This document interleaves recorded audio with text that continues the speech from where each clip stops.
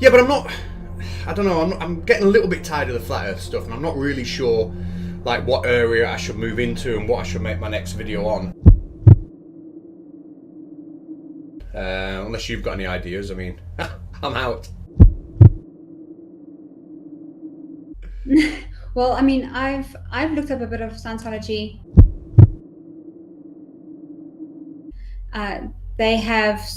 There's so much you can go into with that.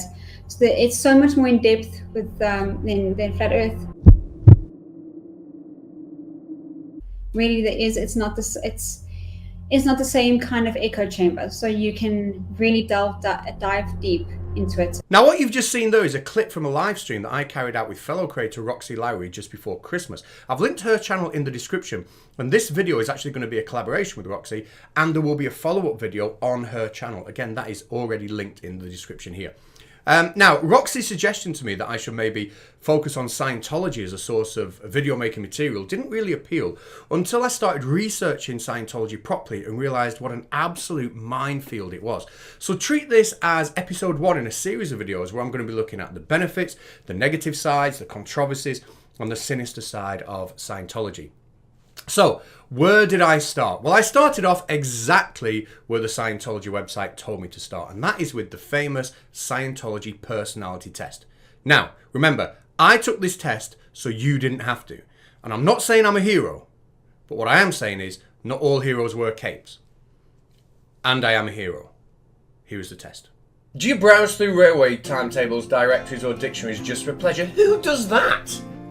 Whoever does that? Do you intend 2 or less children in your family, even though your health income will permit more? Do I intend to have 2 or less children? Well, I intend to have less than 2 children, but I've already got 2 children, so I'm stuffed. Just speak slowly. I don't know. Is your life a constant struggle for survival? No, I'm not Bruce Willis in Die Hard. Have you any particular hate or fear? Oh, possibly like man-eating spiders with other man-eating spiders on the end of their legs. Probably quite freaky. You get an after-reaction when something unexpected, such as an accident or disturbing incident, takes place. Yes, if there is a disturbing incident, I do think about it. Especially if it involves running out of toilet roll.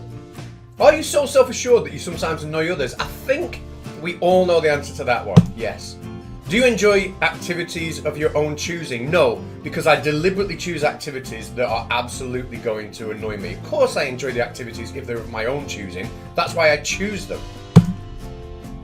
Are you perturbed at the idea of loss of dignity? That boat sailed a long time ago. No. Would you use corporal punishment on a child aged 10 if it refused to obey you? No. Do children irritate you? Only if they're my own or somebody else's. Do people enjoy being in your company? No, because I am a wanker. So as you can see, I answered the questions to the best of my abilities. And what did I find out? Well, I found this graph here, a visual representation of my own personality. Now, of course, I wasn't surprised to see these 2 dots here above the shaded area, which tell me that those parts of my personality make me absolutely legendary. But it actually seems that the bulk of my personality actually swims in the depths of the septic tank that Scientology labels as urgently needing attention. Now, of course, the Church of Scientology had a plan, a way for me to rectify my horrendous personality, and that was to give them my hard-earned cash to buy this book here. But I didn't really want to do that, so I took the test again another 3 times, giving as many different answers as I possibly could. And yet every single time I seemed to have a flawed personality and I needed to buy a book.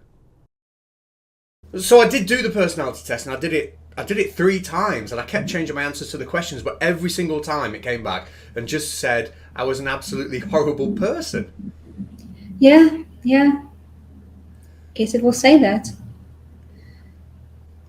So, right. So what should I do next?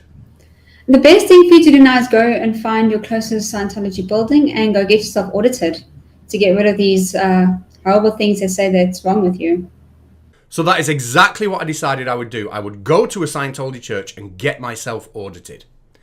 But then this happened. Yeah, I've never had a mustache before. Sorry, no, I keep doing that. I mean, this happened. The government is once again instructing you to stay at home. Bollocks. No auditing for me then. But I did manage to reach out on Twitter and find somebody who had been audited, somebody that was willing to share their experiences with me, and we will hear from them very, very soon. But first of all, an advert for Scientology. Hi, my name is Julian No Nipples IV, born on January the 31st of October. Now, I don't make adverts trying to get people to join Scientology, but if I did, it would look like this. Life can be stressful, and sometimes we find ourselves feeling as if we're constantly running away from these stresses because we, as an individual, are just not prepared to cope with the things that challenge us most. This causes a release of a variety of hormones in our stress response, and a Scientologist can control these hormones. He can turn around and slay that dragon. With his new clear mind, he can ponder how to be a better person. The Scientologist is such a good person, he may even look after the orphan children of that dragon, and then take his wife as his own. Because after all, winning in Scientology means winning in life.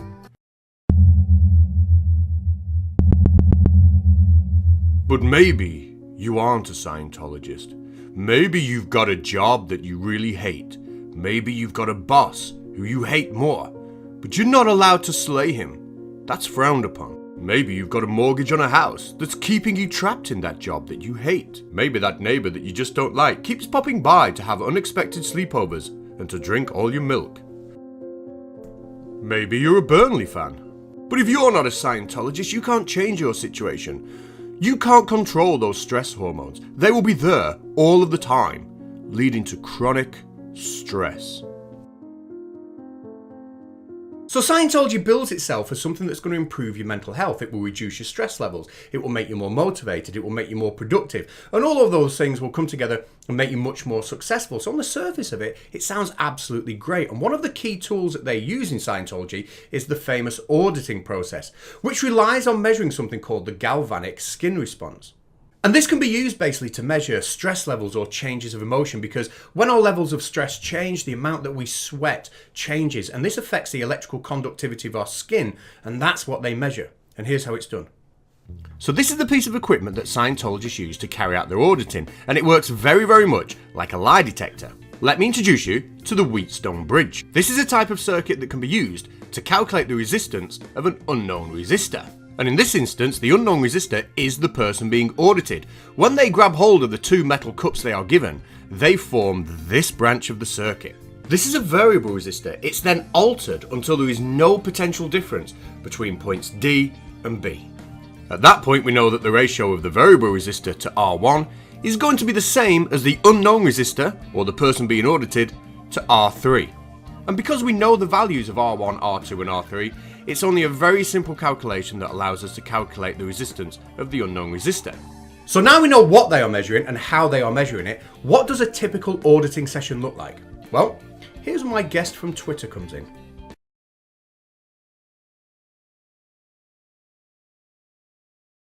To be honest, it was just a really weird experience. It started off all right, you know, we went in and we had a drink and a couple of biscuits, whatever, and a chat about who I was, where I was born, what I did for a living, that kind of stuff.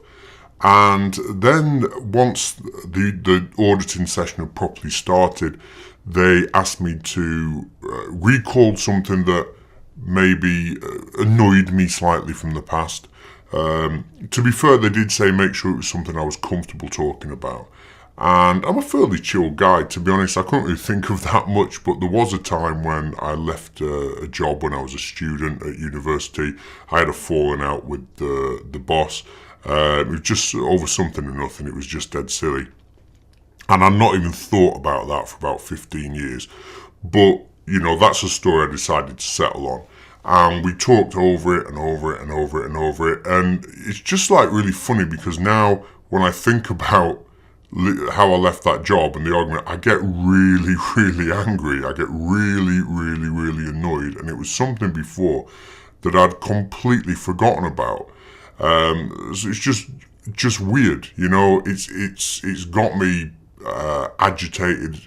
Now, Tom wasn't the only person to reply to me on Twitter, but he was the only person happy enough for me to tell his story in this video. But everybody who replied to me said the same thing, that they were asked to relive a traumatic past event over and over and over and over and give as much detail as possible.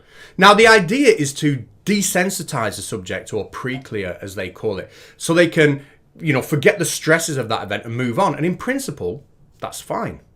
Desensitization therapy, when delivered by trained professionals, can be a really useful tool when it comes to things like treating phobias and chronic stress.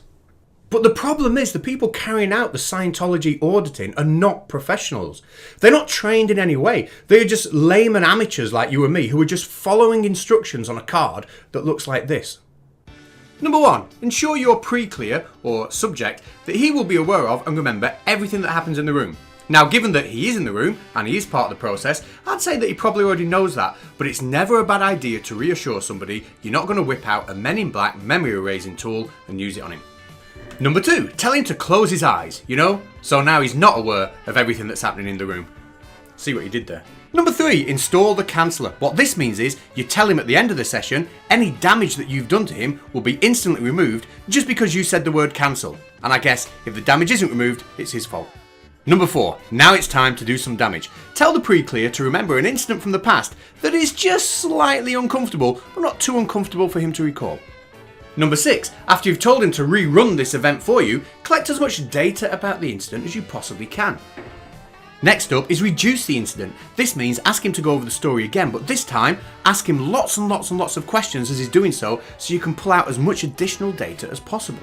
And then, when the information runs dry, let's find another incident to get him to tell you about. Next up, boil at 100 degrees for 50... Number 7, in case your pre-clear is now under the impression that he's genuinely time travelled, snap him out of that delusion by saying the words, come to the present time. Now this step must be followed up with step 8, which is asking the question, are you in the present time? And then to end the session, say the word cancelled, as if that will have any kind of benefit whatsoever, and then show him that you can count down from 5 before snapping your fingers. Job done. So why do I think that this is such a dangerous process when carried out by people who don't know what they're doing? Well, my first-hand experience tells me, from speaking to people who've been audited, how stressful an experience it was. Tom was one of 8 people on Twitter, the only one happy for me to tell the story, and all 8 of them had a terrible experience with it and found it very, very stressful. But thanks to fellow creator Shannon Q, who we'll be hearing from soon, I now understand a lot more about the psychology about why this can be so damaging. Let me introduce you to cognitive psychologist Elizabeth Loftus, and thank you Shannon Q for telling me about this lady's work. Elizabeth Loftus did a lot of research into something called the malleability of memory, and she found out that every time we remember something, that provides an opportunity for that memory to be changed. And here's how she put that to the test. She worked with the US military in a program designed to help trained soldiers deal with highly stressful situations so they could cope with interrogation in the event of their capture. The training involved a highly hostile and stressful 30-minute fake interrogation where the soldiers were not only verbally abused but also physically abused, and at all times the interrogator was unmasked. So these highly trained military men were placed under deliberately stressful conditions. They were then removed from those conditions and interviewed about what happened by Elizabeth Loftus and her team, and as part of this interview process they were asked to go over and over and over the events, recalling as much detail as they could. So what was the result? Well, the result was not only were many of these men left unable to identify the person who interrogated them, but some of the soldiers totally misidentified the man, becoming absolutely convinced that the real interrogator was somebody who bore absolutely no resemblance to the person they were actually in the room with. Now, this certainly was strong evidence for Elizabeth Loftus's original assertion, which was when you feed somebody misinformation about an experience they've had, you can manipulate their memory. But the evidence doesn't stop there. Elizabeth Loftus and her team were actually able to create false memories and deliberately implant them into subjects during sessions where they were asked to recall past events. And these false past memories weren't just everyday mundane events, they were remarkable events, such as remembering being rescued while you were drowning at sea by a lifeguard, or being attacked by a vicious dog, or even witnessing the exorcism of somebody who was possessed by a demon. So ultimately, the intentions of your local Scientology church and the people there carrying out the auditing might be really genuine. They might really want to help you, and they might genuinely believe that that's exactly what they're doing. But just like I wouldn't let a flat earther sit a physics exam for me, there's no way that I'm going to let an untrained Scientologist go anywhere near my own mental welfare. Now, Shannon Q knows a lot more about this than I do, and she was the creator who put me onto Elizabeth Loftus' research, so thank you so much for that. Here she is now, just to give her thoughts on what we've talked about. Thank you, Katz. I appreciate you doing this. I think mental health is something that's really important to discuss. I think it's also important to consider that if you're in a dynamic where somebody isn't volunteering that they had a traumatic experience that they want to address, but you're attempting to elicit a response from them to either recall or recreate a traumatic experience, that in and of itself can create trauma. If what you're looking to do is actually assist the individual, this isn't a practice that would be recommended and would actually be detrimental. I'm really glad that you looked into the literature, and I hope that this is helpful. Thank you. Thank you, Shannon Q. Now, for those of you who aren't familiar with Shannon Q, she's a top-notch creator. I've linked her channel in the description. She's well worth a subscription. Someone else who's also worth a subscription is the person who set me off on this path of looking into Scientology, and that is Roxy Lowire. So I better check in with her and let her know how I'm progressing. So I've kind of had a little look at, the personality test and the auditing, and I've tried to figure out a bit of the psychology behind what they're trying to achieve. And in the short time I've been doing this, I've come to the conclusion that Scientology, yes, it might be slightly irresponsible because they're delving into areas of psychology where they're not trained, perhaps, but I think it's more irresponsible than perhaps it is sinister. I think generally, they're a well-meaning organisation. And that sinister side really doesn't exist. Would you say I'm right with that? No, absolutely not. You were not there at the beginning of that interview! You were not there!